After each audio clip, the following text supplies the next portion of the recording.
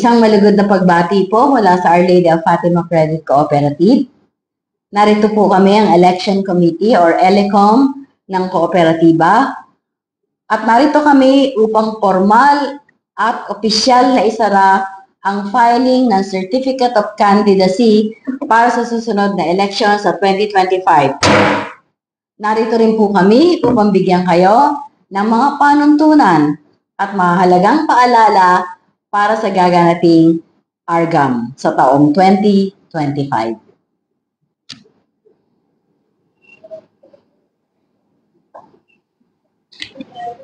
Pagpaalala.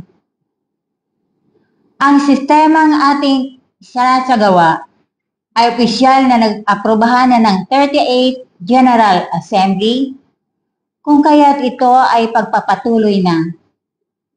Ang lahat ng kaganapan at panuntunang mababanggit ay isasagawa alinsunod sa alituntuning nakatakda sa panahong isasagawa. Ang araw ng 39th Annual Assembly ay iaayon sa kasalukuyang sitwasyon sakaling muling magkaroon ng hindi inaasahang pangyayari tulad ng COVID-19 pandemic. Pagpaparehistro or registration. Number 1, pre-registration period. Ito ay gaganapin mula unang araw ng distribution ng Notice of 39th Annual General Assembly mula December 1, 2004 na magtatapos sa ika-31 ng Enero 2025, araw ng Biyernes. Nagtalaga ng mga kawani, officers, department heads, collectors, mag-iikot upang puntahan ang mga kamay-ari ng nasasakupan ng parokya at masalabas nito. Maaari din magparehistro sa mismong tanggapan ng OLOG-CCO during office hours. Registration proper. Ito naman ay gaganapin sa mismong araw ng 39th Annual General Assembly sa ika-8 ng Marso 2025 mula ika-8 ng umaga hanggang ika-12 ng tanghali lamang sa harapan ng OLOG-CCO building.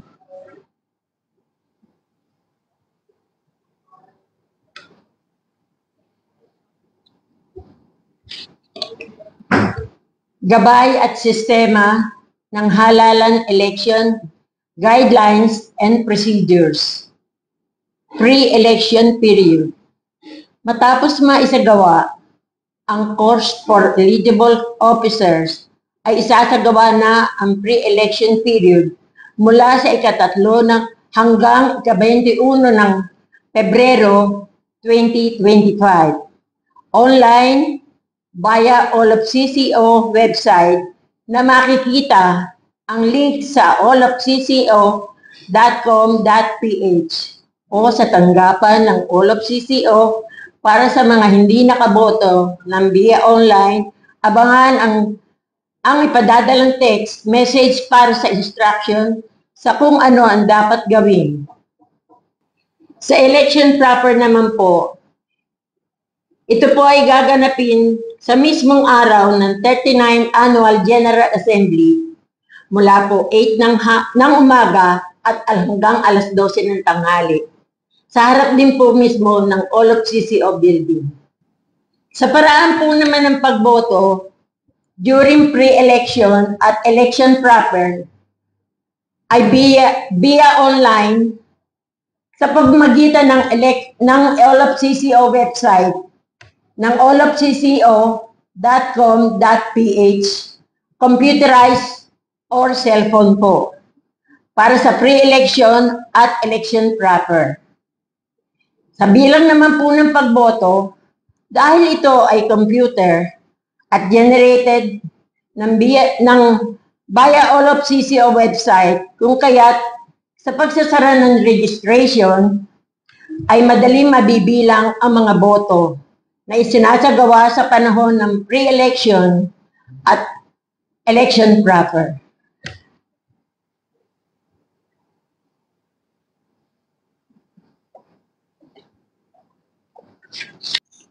Para po sa halalan, may dalawang uri ng halalan. Ang tinatawag nating pre-election, nagaganapin po mula February 3 hanggang February 21.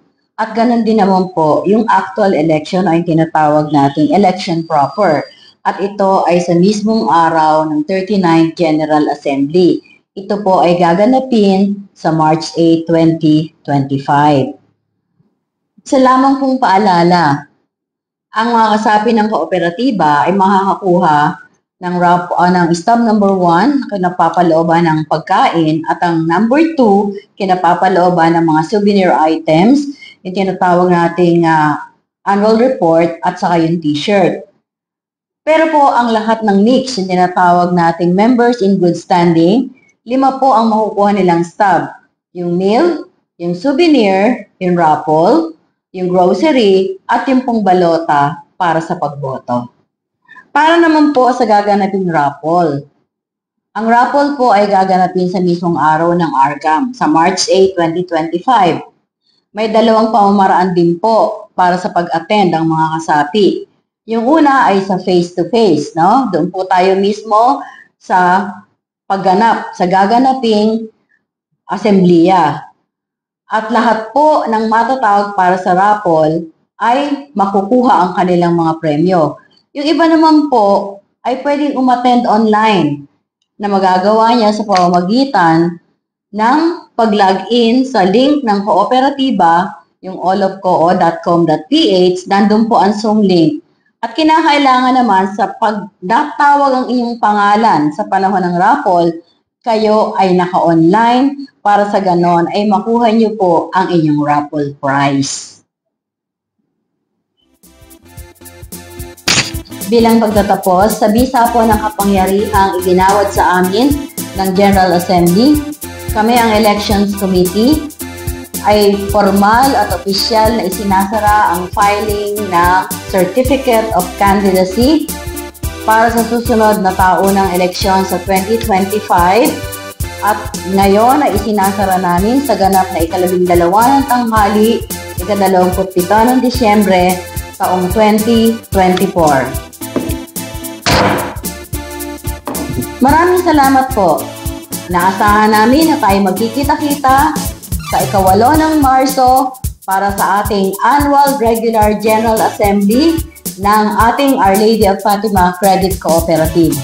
Ako nga po pala, may-ari Imelda C. Santiago, ang chairman ng Election Committee, kasama ang kagalang-galang na Zenaida Malyari at Ginang Vilma Bipinosa.